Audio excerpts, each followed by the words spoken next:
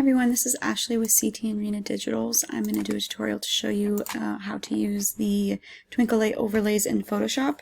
I already have one tutorial showing you how to use my first pack on the YouTube channel, and then also hooked up to that listing. I also have a tutorial showing how to use the brushes if you prefer Photoshop brushes instead of using the overlays.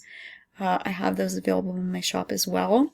These overlays were actually created from the brushes. I do want to note that you cannot use my brushes to create your own overlays for resale. That has been a big problem lately that I'm still trying to get some shops taken down, but I will report for intellectual property and infringement, so please be sure not to use my brushes to create your own overlays. I can tell the difference because I did photograph them and create them by hand in my studio and in Photoshop. So to get started, I already have a few images open that I'm going to use. Obviously, I created these 4 Cake Smash and Milestone backdrops, but you can use them for other purposes. Okay, so I have one of them open already in Photoshop, and you can just select all and copy and paste into your image. Now the most important thing is to change the blending mode to screen. And then you can resize and move around that way. But I do recommend, since it's to make it easier to switch between the overlays, that you just go up to File and Place Embedded, navigate to the folder where all of your overlays are saved, and click which one you want to use. Again, change your blending mode to screen, and then you can just right click and replace contents and pick a different one if you think a different one would work better, and you can easily interchange them until you find one that works for your image. Let's make sure that I did choose the right one. Okay, I did. And then I'm just going to resize. I'm just going to make this a little bit bigger, and then press that check mark, create a layer mask on your layer, and use a black brush at 100% opacity to brush off of your subject or anywhere that you're not wanting the bokeh. And that's it. That one's done. It looks good. If I had to make any adjustments, I could, but I think this one looks good on this one. Some of them you may have to duplicate the layer. You may have to change the saturation just a little bit. It's completely going to depend on the image that you're using. Okay, so this one, I'm going to go to File, Place Embedded, and now I made twinkle lights. Like I said, I made these specifically for like Cake Smash, Milestone backdrops. Did full curtain twinkle walls. I did them horizontal and vertical. I did some garland. I did some for diagonal balloon garlands. There's some curtains, the drawn curtains here for, like, I thought of like circus backdrops when I did those ones. These ones for circle arch. These ones are spaced in a way that they will look nice on regular straight balloon garlands, and then I did some arches. The first pack that I made has different ones, that has like the rectangle or square doorway and the regular just lights across the ground. So if you're looking for more of a simpler and not so much bokeh or detailed ones, my first pack is what you're going to want. I recommend getting all of them especially if you're a Cake Smash photographer. That way you have a bunch of different variety. Okay, so I'm gonna do this one is more of a diagonal one, so I'm gonna do that one. I'm gonna do number 4. Change it to screen.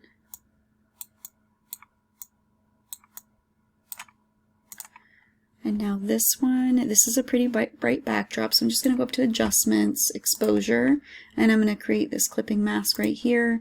So I'm only working on the twinkles, and I'm just going to lift that exposure just a little bit to make those lights a little bit brighter. Okay, create that layer mask and brush off of my subject.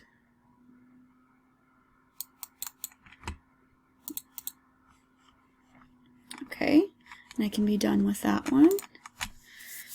Okay, now this one, file, place embedded. I'm going to use one of my, so what this is, I'm going to make these a little bit bigger, is I made these 4 different depths of field. So there's small twinkles, so that you would use these, and you can see there's a little bit of a color difference to kind of make variety, which you can easily change. I can show you how to do that too.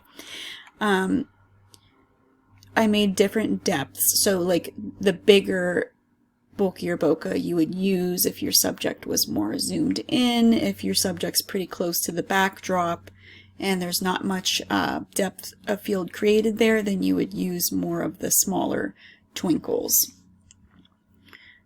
It just creates that depth for you. You can add blur to them as well to add more depth, but I wanted to do that in a way to where it was simpler to use them on different depths of field. If you have like a full gallery you're trying to use them on and you want to use the twinkle circle arch on a photo that was kind of, you didn't have much depth in, and then you wanted to use one on a completely different photo that was zoomed in, that makes it a little bit easier and versatile for you to use.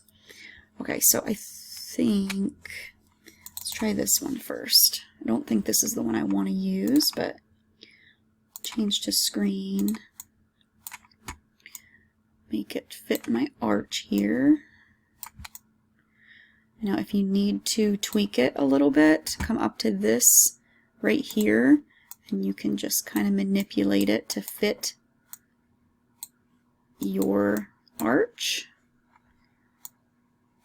Okay, I'm going to press OK on this for a second, and now this looks okay, but I want the bokeh to spread a little bit more throughout the balloons. So, and I have one that does that a little bit more. So I'm going to right click and replace contents. And I have, this one is a little bit, still uses a smaller, but it's a little bit more spread out.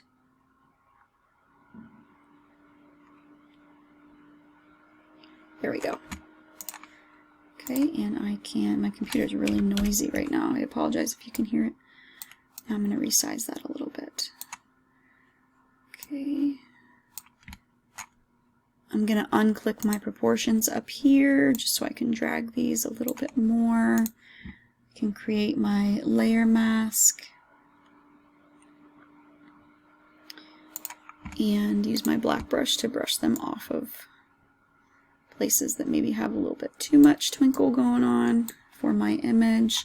And now here's where you could play around with the brightness, as I already showed you for the exposure, but you can also go up to hue and saturation, make sure you create that clipping mask, and you can change the color of them if you're wanting to change the color.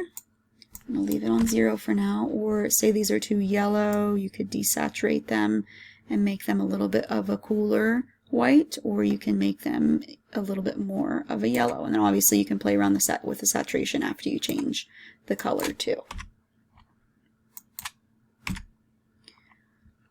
Okay, and now I'm going to replace these again just to show you what I mean by that different bokeh.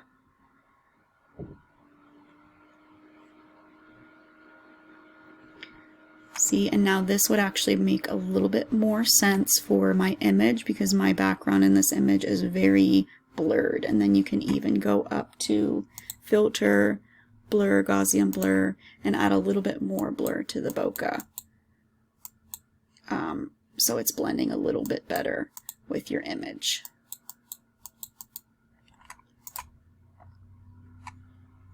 And that's it. They're easy to use, realistic, and like I said, if you think it's easier for you to use brushes, actually have a couple of collaborators that I work with that want, some very much prefer the overlays and some very much prefer the brushes. It just completely depends on what you're more comfortable using in Photoshop. If you have any questions, you can send me a message. If you are a studio photographer, I would love for you to join my group on Facebook. I will link it in the description. I will also link to the in the description to our YouTube channel, which will have this tutorial plus many, many others that you can watch for free.